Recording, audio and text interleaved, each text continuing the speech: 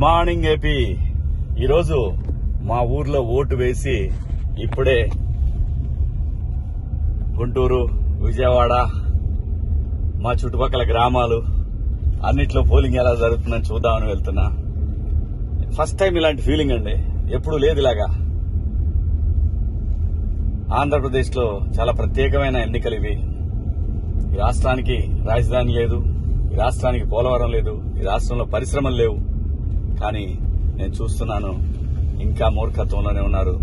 కులాలనుకుంటా, మతాలనుకుంటా మూర్ఖత్వంలోనే కనిపిస్తున్నాయి బూతుల దగ్గర అక్కడక్కడ. చాలా దుర్మార్గం ఇది. దయచేసి ఎవరైనా ఓటు వేయని వాళ్ళు ఉంటే ఓటు వేయడానికి వెళ్ళండి. ఓటు వేయకపోతే చచ్చిపోండి సార్, అమ్మా చచ్చిపోండి, ఏం ప్రాబ్లం లేదు. వెనకాల చాలా మంది ఉన్నారు పుట్టేవాళ్ళు.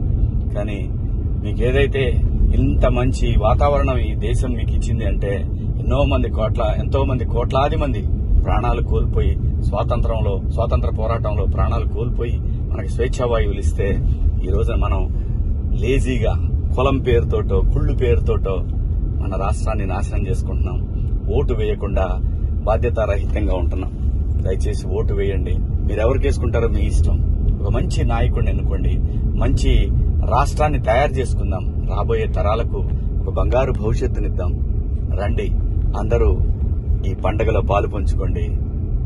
Thank you AP.